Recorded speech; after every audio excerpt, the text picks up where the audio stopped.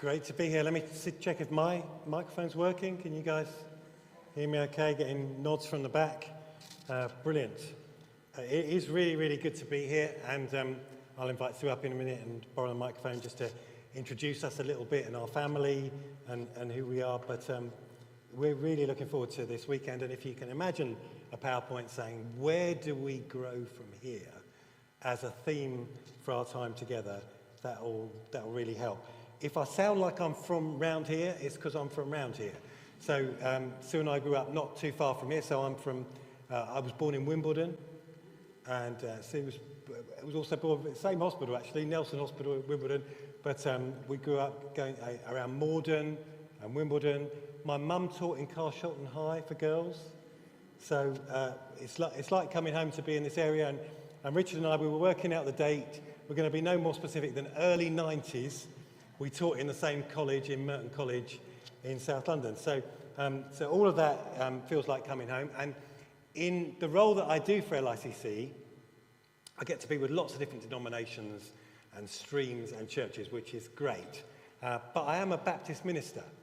So although we're in an Anglican building, you're a Baptist church, and you probably know more Baptist than my Baptist church is a Baptist church, in the sense of you found your way to a church, and it happens to be a Baptist church. But my church was like that too.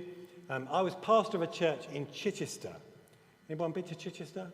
Know where Chichester is? Yeah, you're not too far from it. It's a beautiful area. This is nice too, but beautiful area in Chichester. For 24 years. And the reason we've got this title comes from a journey within that church. So Chichester Baptist Church kind of grew for a while and it's carried on growing still today. I take no credit for that. That's something that God did. And then I was networking with other larger churches, particularly larger churches in the Baptist world.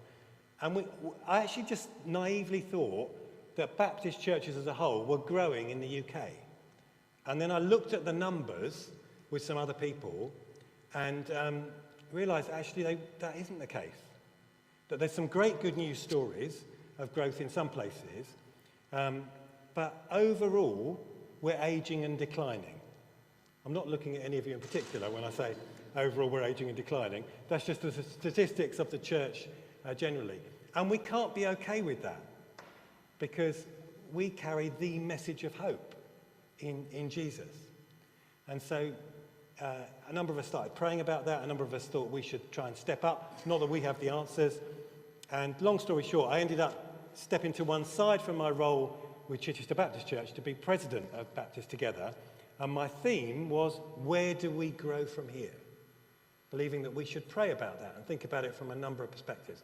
And I wasn't coming with all of the answers at all, but I said that one of the reasons, the elements that might help us grow from here is equipping all of God's people for their front lines, for the places they spend most time. And I said if I was elected as president, I'd be borrowing the resources from LICC. Now, if you've been part of Beeches Church for a while, you know you've used LICC's resources for a while. So I said I'd be using their resources. And we did that. And then towards the end of that time, LICC said, that thing that you're doing with the Baptists, will you do it across denominations? Will you step away from the church that you're part of and do it across denominations? So that's now what I do. So I'm director of church relationships for LICC. I'm no longer pastoring a church. It's being brilliantly pastored by someone else in Chichester. And we now live in Leighton Buzzard, which isn't Chichester, I have to say. But it has a nice commute into central London, where our offices are, and it helps us to get out to the rest of the country. LICC was formed by a guy called John Stott. Some of you would know that name. If you don't know that name, that's absolutely fine. 42 years ago, he formed the organisation, always trying to help God's people to do what he called double listening to the Word of God and listening to the world of God and making connections between those two things. And that's what we try and do now, still to this day, and help people make a connection between what we do when we look at the Word now and then what happens in the places where we spend most time as well, wherever we are, wherever we're scattered. I will try to learn as many names as possible, but I will fail over this weekend. But if you find names hard to remember, my church make play of the fact that my name's Rhyme. So you can do that if you want to. You can call me Ken Ben. I'll respond to that. My church were being very kind to me, really, when they did that, because my middle name is, in fact, Leonard. So I really am Ken Len Ben, which was the only joke my dad ever made in his entire life. Wouldn't it be great if all of his names rhymed? And I was not born at the time to say, no, nobody thinks that's a good idea, but now I live with it on the basis that it's generally said in a friendly way. See if you want to introduce yourself and just say a little bit about our family, and then I'll continue from there.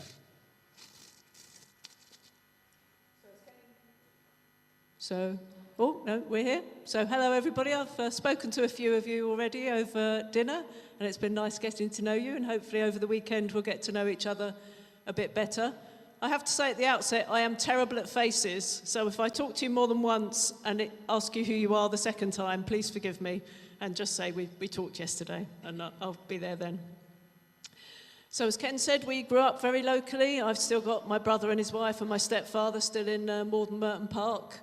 And it did feel a bit like going home, coming here, although we did go down a road that we didn't realise where it actually went, having my aunt and uncle lived on it for 20-odd years. So Ken and I have been married 35 years last Monday. We got married in Morden Baptist Church, and we have 2 adult kids now. One lives in Stoke-on-Trent. She went away to universities to study ceramics and never came home again. And the other one lives in Plymouth. He is just finishing his architecture studies, which goes on forever, and works in conservation. He has a love for old buildings, and he's in Plymouth because his wife is a nurse, but she serves in the Navy. So they're in Plymouth at the moment. That's probably enough. I'll tell you more as we chat. The rationale for the title then, where do we go from here, is God wants his church to grow. The church is growing globally. He promises he will build his church. Globally, it's growing faster than ever before, and we give God thanks for that. But right now, in the UK, among Baptist churches and other churches, it's not particularly growing, and we can't be okay with that because we carry the message of hope. So what can we do about that? And obviously, we don't do growth, God does growth. But maybe he calls us to be good gardeners who create the circumstances where healthy growth is most likely to happen. And so that's our theme. And where do we grow from here sounds sort of abstract, like is there some concept? What this first evening is about is where do we grow from here? We starts with me. Where do I grow from here? Where do I grow spiritually? So I'm going to look at Colossians 1, verses 9 to 11. If you've got it on a screen or you've got it on a physical Bible, follow it with me, but I'll read it to us. Colossians 1, verses 9 to 11. And it says this. Colossians 1, 9 to 11. For this reason, since the day we heard about you, we've not stopped praying for you. We continually ask God to fill you with the knowledge of his will through all wisdom and understanding that the Spirit gives, so that you may live a life worthy of the Lord and please him in every way, bearing fruit in every good work, growing in the knowledge of God, being strengthened with all power according to his glorious might, so that you may have great endurance and giving joyful thanks to the Father who has qualified you to share in the inheritance of his holy people in the kingdom of light. Now, if we do nothing else, this is a prayer. It's a prayer written, first of all, to a church in Colossae. But I wonder if, as I read it, and I'll read it one more time, you could be praying this prayer for each other and for yourself. Although it says to other people, what does it look like to pray this for people you know in this room, if you know others here? So it says this. Since the day we heard about you, we've not stopped praying for you. And here's the prayer. We continually ask God to fill you with the knowledge of his wisdom, through all wisdom and understanding that the Spirit gives, so that you may live a life worthy of the Lord and please him in every way, bearing fruit in every good work, growing in the knowledge of God. being strengthened with all power according to his glorious might, so that you may have great endurance and patience, and giving joyful thanks to the Father, who's qualified you to share in the inheritance of his holy people in the kingdom of light. Now that might be quite a lot to remember. And if you've not got a screen in front of you and you're trying to remember all of that, or you just want to home in on one bit, I think one way to home in on one bit is the so that. Whenever there's a so that, it's like a therefore in the Bible. So lots of the things that Paul is praying are because of this one reason, this so that. And this so that is this: so that you may live a life worthy of the Lord and please him in every way, bearing fruit in every good work, growing in the knowledge of God. If you've done any of LICC's resources before, you'll know some of the titles. So you might have done something called Life on the Front Line, or Fruitfulness on the Front Line, or Growing on the Front Line. And we're redoing Fruitfulness on the Front Line in the next year. We're writing it at the moment, and it'll be out in September or October. And you might think, if you've come across any of those resources, have you heard of any of those before? Heard of any of those resources, you might think, well, LICC are just obsessed with fruit. What is it about fruit? So they just go on and on about it all the time. And I'd want to say, it's not that we're obsessed about fruit, it is that it's a Bible theme to be fruitful. And trees being useful is a Bible theme all the way through. So if you look at trees, other than human beings, trees are the most mentioned living thing in the Bible. Trees are there in the first chapter of the Bible, in the last chapter of the Bible. Fruitfulness is there right at the start of Genesis, right there in the last chapter in Revelation. And a lot of commentators say that this bit that I'm just reading to you now, the bit I'm saying emphasis on, bearing fruit in every good work, growing in the knowledge of God, has an echo to what Adam and Eve are told to do in Genesis. So they're told to bear fruit and to grow. Now, of course, they blow it, and a whole range of things goes wrong.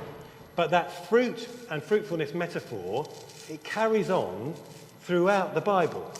So, and it becomes more than just looking up, growing in physical numbers, multiplying in number of human beings and breeding. It becomes a metaphor for living a righteous life with God. So you've got like Psalm 1, for example, the righteous are those in covenant relationship with God.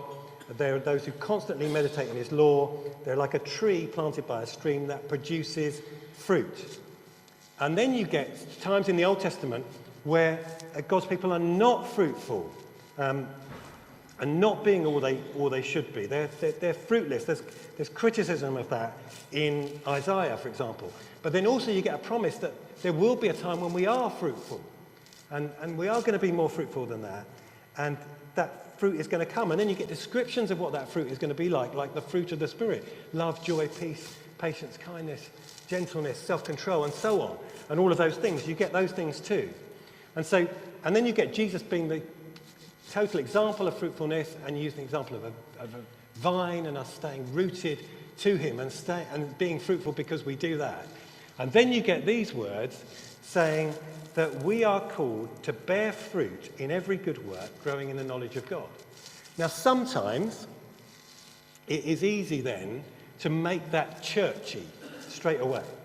And say, what does it look like to be fruitful and growing in the knowledge of God? It looks like attending Beeches church, every Sunday, attending a small group. It looks like volunteering in kids' work or worship, or a small group leader, or any of those things. And all those things are brilliant to do. That is part of fruitfulness. But what it actually says is bearing fruit in every way, in every good work. And so what that looks like is in every place. So one of the things we said in the theme, where do we grow from here, is that we will never get anywhere until we equip God's people for their everywhere. Now, with Sue's help in just a moment, I'm going to unpack something some of you may know about what some of those ways of being fruitful could look like. But before I do that, I wonder if you could turn to the people that you find yourself sitting with and saying, okay, if it means bearing fruit in every good work, what might fruitfulness have looked like in my life this week? Don't be too critical on yourself. Like, don't say, oh, I've not been fruitful at all. Like, it's every good work. That could be something that you said to somebody. It could be the way that you did work, paid or unpaid. It could be the way that you listened to somebody. It could be just something.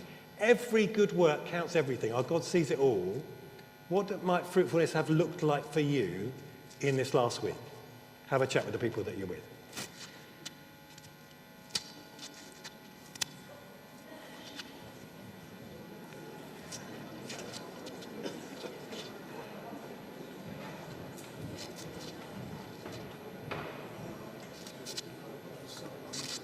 Okay. Yeah. Okay. Okay. Okay. Right. Yeah. Which I wouldn't know how to do on a Mac.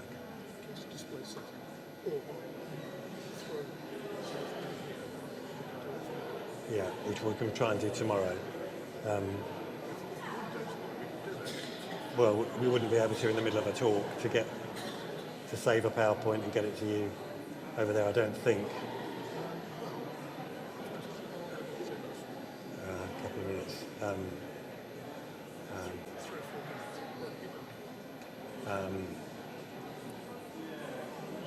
At the front there is a case that holds this. It will have a USB stick in it. Just bring the floppy case. So, okay, let's try that.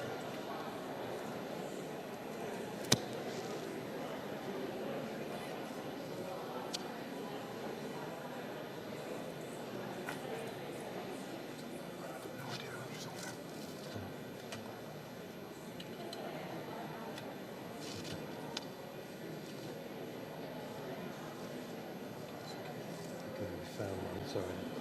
That's your, okay, come on. Let's go to ideas.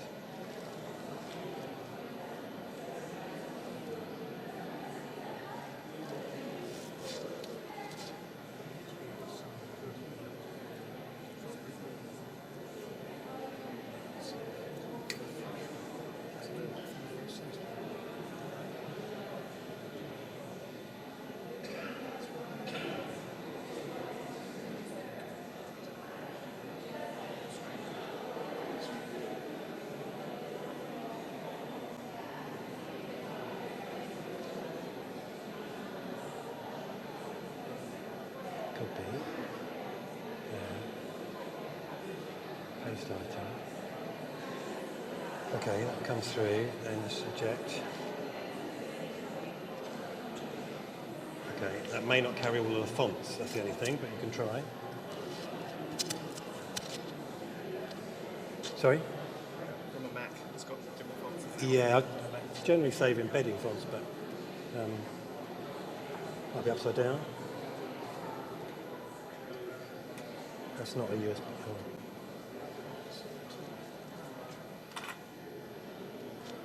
Okay.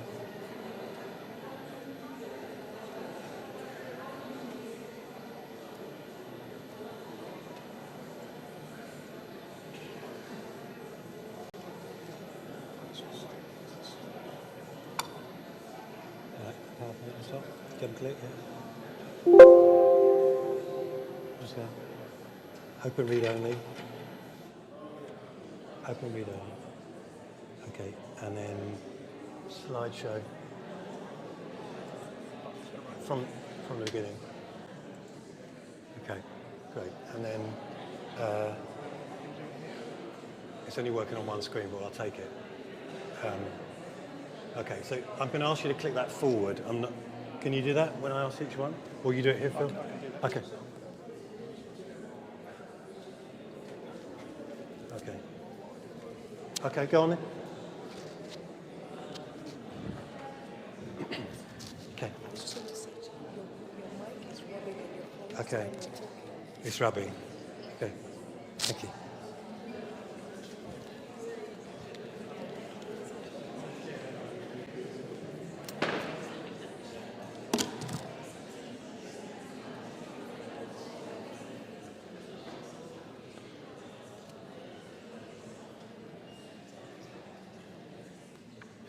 Okay.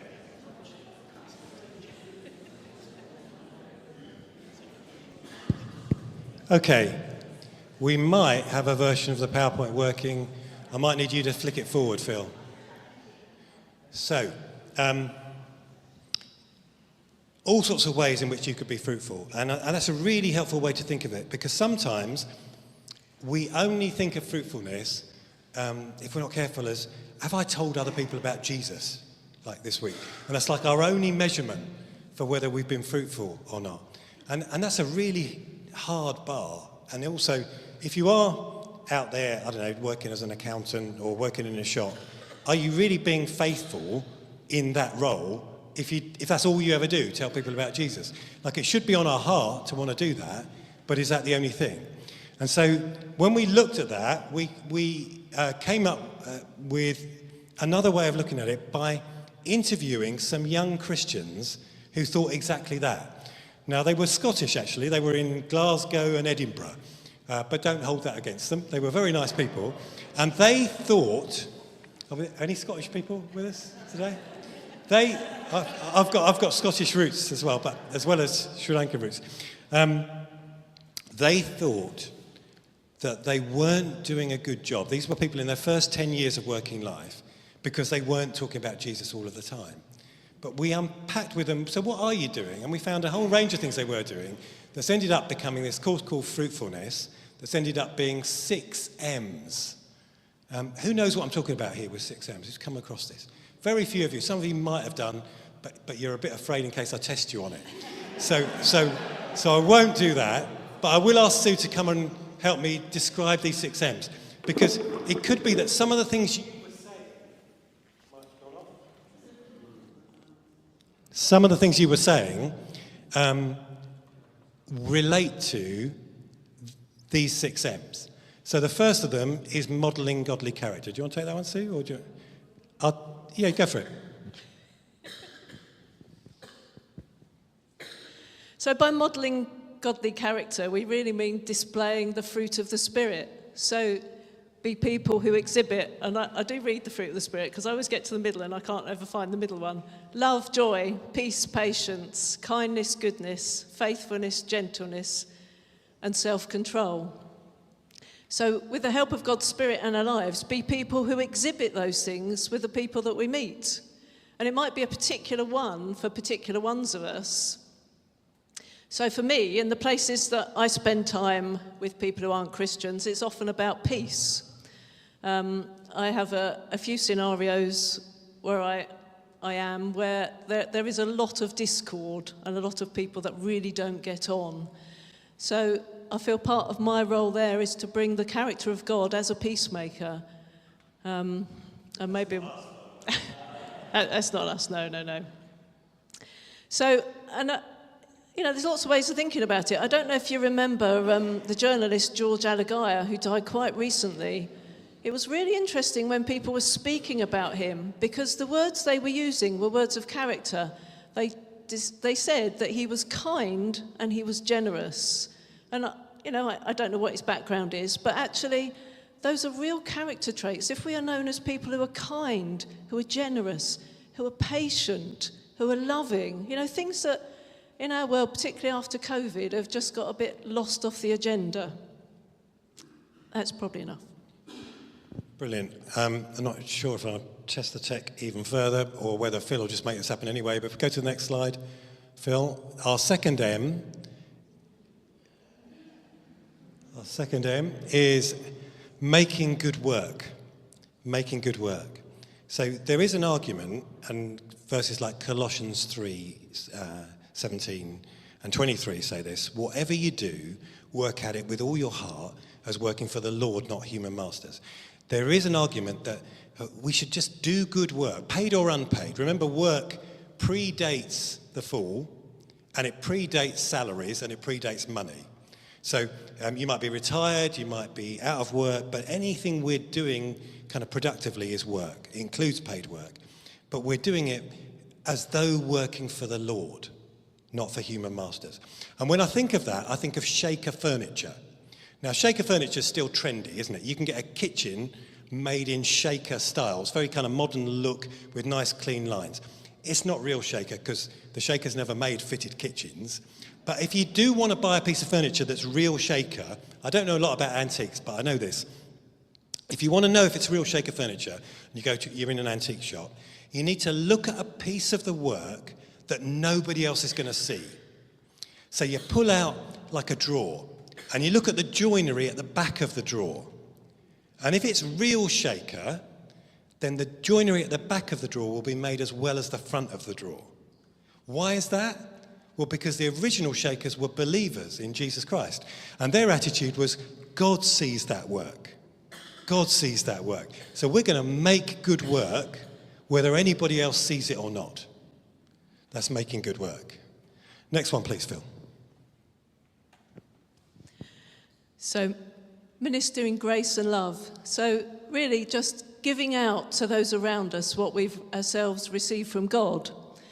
And the thing is that grace doesn't have to, but grace does. Love doesn't have to, but love does. So what does it look like for us? Maybe just small acts among those we come across. For some of us, that's a bit scary, It's kind of normal for us in church to do things for each other, to send a card when somebody's bereaved, to bake a cake, make a meal, all those sorts of things. But actually, outside the church, it can be a bit countercultural, and it can be a bit scary to, post a card through your neighbour's door because they're bereaved. Maybe you do these things, but actually it can sometimes just be a bit scary. But actually, it is very countercultural in the world we live in, to invite somebody into your home for coffee. I'm surprised. We moved to a new area 4 years ago today, and actually people are a little bit surprised when you invite them into your home. They don't often go into the homes of other people. And these are things that we can practice in church. You can practice doing these little things for each other in here where it's safe. And then outside the church, you can practice again when you're confident with it. And you did it, but God can work through it. I heard a lovely story. We went to Scotland, to the Baptist Assembly in Scotland. And there was a lady, and she had 3 little children, and she said, it was a miserable day. I had to go to Tesco's just to get out of the house. It was a horrible day. She said, I walked past this house, and she said she noticed the curtains move. And she carried on to Tesco's, and anyway, and it was, miserable, and the children were screaming. And she said, God told me to buy some daffodils. So she bought some daffodils, and on the way back home, God had told her to knock at this house where she'd seen the curtains move. And an older lady answered, and she said, I think God told me to give you these daffodils. And, that's quite a scary thing to do. And the lady, there were tears in her eyes, and she said, thank you so much. She said, it's my birthday, and this is the first thing I've received. And, that was obviously a really big thing for the lady. But to the lady who'd walked to Tesco's with her little kids, it's very easy to kind of ignore that little, just do this for that person. Just put a note through their door, just buy them some flowers, just give them a jar of the jam you've made, bake them a cake. But, we have to listen to God's voice in those situations. And I'm speaking to myself there too. Brilliant. Next one, please, Phil. Moulding culture. So you see they're all M's. And again, we're interviewing these young Christians in Scotland, and they were helping make the places that they're in just a little bit better because they were there. Those people who you just want them in the room. And as Christians, we should be those sorts of people. In our church in Chichester, we, like many churches, I'm sure you did too, ran a Seeker course, we ran Alpha courses. One guy I never forget, he was a travelling salesman, but he came to our Alpha course because he noticed some workplaces just had a nicer atmosphere than others, and that he visited. And he consistently found that there was a Christian helping mould the culture of the places where he just liked hanging out for longer.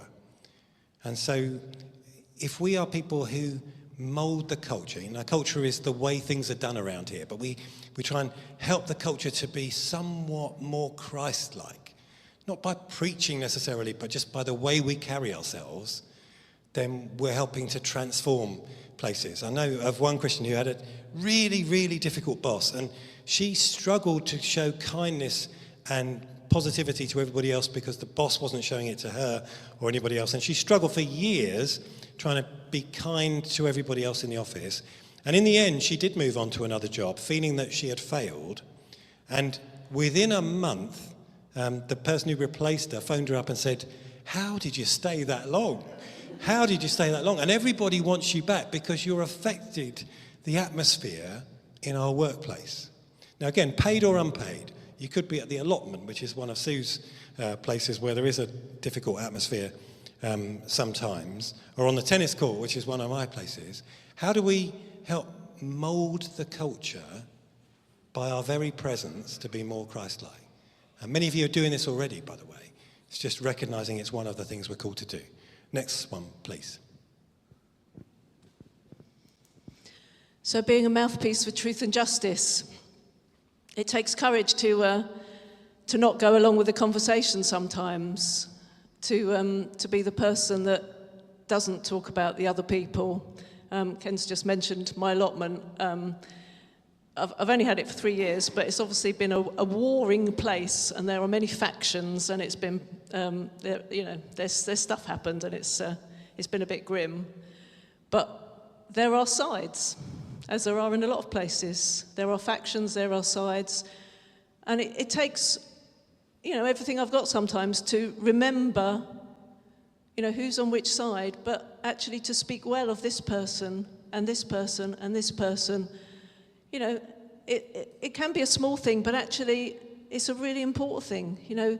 Is our version of speaking truth and justice just that? Or is it going against some of the cultures in the places we work in where people, are a bit loose with their time or resources or anything? And again, it's another situation where we can practice in church. We can practice being people of truth and justice for the outside world. As I told you, we moved 3 years ago, and we've got lovely neighbours, get on with all of them, but I quite quickly discovered that nobody likes our next-door neighbour. I'm not entirely sure why. He's very pleasant, he's very nice to us. And so I really try and make a point. If I'm talking to him and somebody else comes out, they will ignore him. But I can say hello to that person whilst talking to the person they're ignoring. And I don't know if it makes a difference, but with God's help, maybe we can make a difference in the street where we live. So your places will be different. Some of you might have huge things that you can do that make a difference to world justice, not just, our little street of 40-odd houses. But, we can all do something. We can all make a difference to the places we live in. Brilliant. And then lastly, it is to be a messenger of the gospel. Thanks, Sue. To be somebody who conveys the message of the gospel in all we are, who says who we are. And when I look at that list, hopefully some of the things you were saying, they fit that list. But when I look at that list, as I say, some people, before seeing that, they think it's only number 6 is what is being fruitful. And I'd want to say, no, it's all of them. But there would be other people and whole streams of church who would say, I'm up for the other 5, but don't ask me to do number 6. And I would say, no, it's all of them.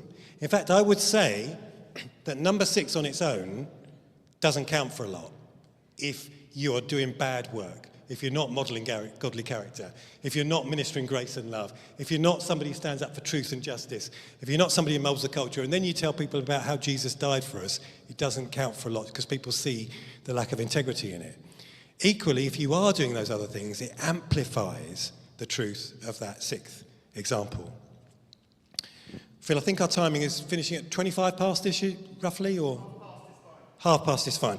So what I want to do to close is tell you 2 stories to emphasise this fact of it starts with us. It starts with us. Where do we grow from here in terms of Beeches Church, in terms of church in Surrey and South West London?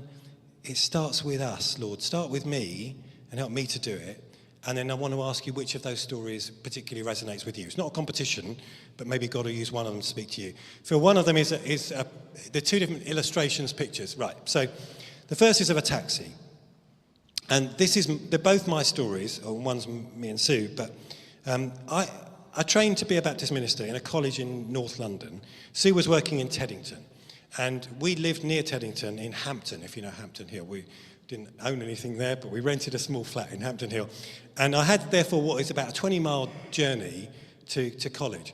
And it was always going well. I was doing my final exams in the third year to qualify to be a minister, the role that I do and love now, most days love now. And but we had an old car, and it was making strange noises as I was driving to these final exams. So I did the sensible thing.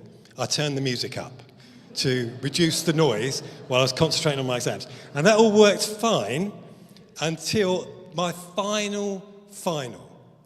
So I'm sitting my final exam to qualify as a minister. I get too far away to get back home and too far away to get to the college to sit my exam, and the car breaks down. So the car has broken down. I knew it was going to break down. Even with the volume full on, I could tell now things were not going well. So I push it to a safe place.